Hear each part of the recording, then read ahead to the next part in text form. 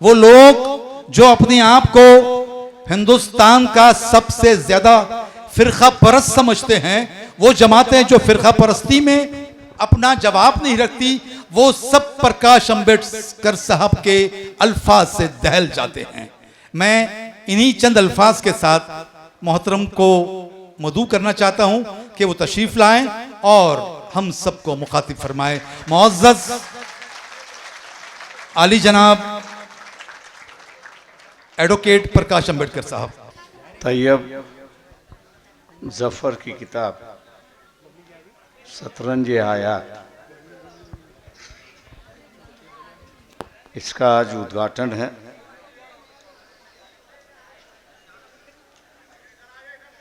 सभी की ओर से इस किताब का उद्घाटन हुआ, ऐसा मैं यहाँ पर ऐलान करता हूँ।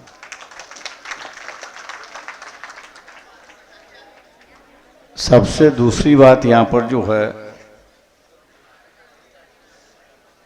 शतरंज ये जो लफ्ज़ है ये काफ़ी बड़ा अहमियत शब्द है, ऐसा मैं मान के चलता हूँ। अपने निजी में भी हम लोग शतरंजी खेलते रहते एक दूसरे के साथ। उसी तरह सामाजिक जीवन हो, राजनीतिक जीवन हो, उसमें भी हम लोग को शतरंज ही खेलना होता है। और ये शतरंज इसलिए खेलना है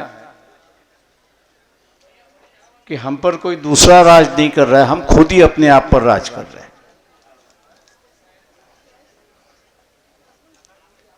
और हम लोग खुद ही अपने आप पे राज कर रहे हैं, तो कैसा राज होना चाहिए, इसकी एक तस्वीर और एक शक्ल, इसकी एक तस्वीर और शक्ल हम लोग जब तक बनाते नहीं, तब तक हम लोग सुकून से अपनी जिंदगी गुजारेंगे नहीं।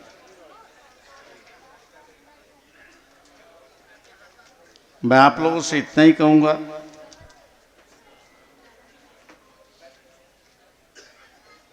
कि अगर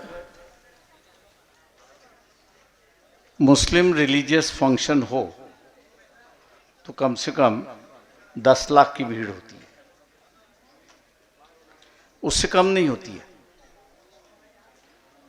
लेकिन किसी एक मुस्लिम समस्या की समस्या हो तो बड़ी मुश्किल से 500 लोग वहां पर आते हैं। मैंने इसलिए शुरुआत किया, शतरंज के लफ्ज से ही शुरुआत किया। उसकी वजह यह है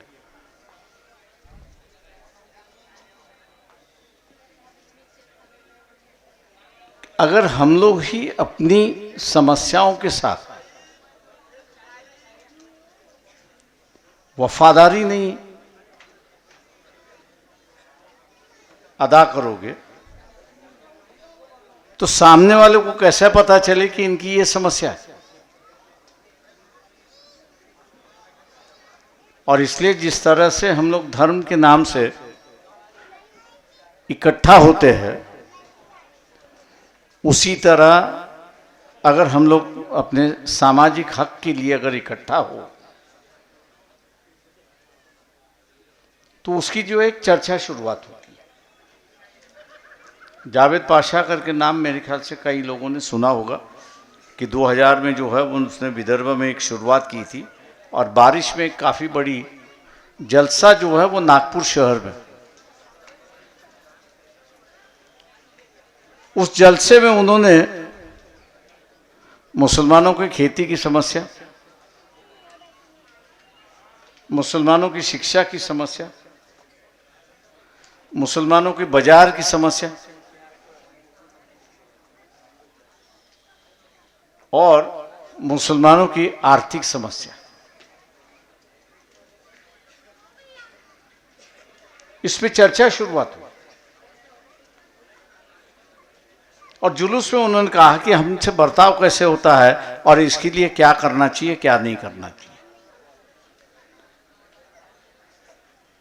सामाजिक संगठन था,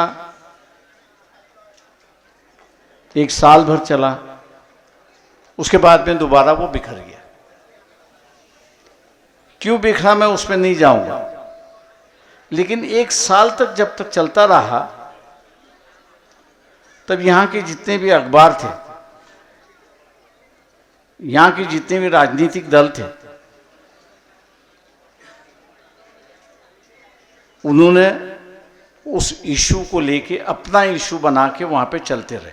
चाहे उसमें कितना हल हुआ कितना नहीं हुआ मैं उसमें नहीं जाऊंगा, क्योंकि 2000 साल का मामला है, तो उस वक्त की परिस्थिति आप लोग अच्छी तरह से जानते हैं। लेकिन एक माहौल बनाने के लिए मैं एक मानता हूं कि उस वक्त का आंदोलन जो था वो एक अहम आंदोलन था, ऐसा मैं मान के चलता हूं।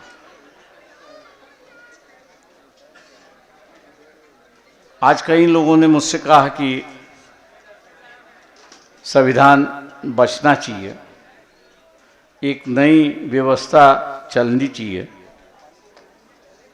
मेरे ख्याल से लेकिन हकीकत को भी हमको जानना होगा कि क्या है यह हकीकत, असली हकीकत क्या है, इसको भी हम लोग को जानना होगा।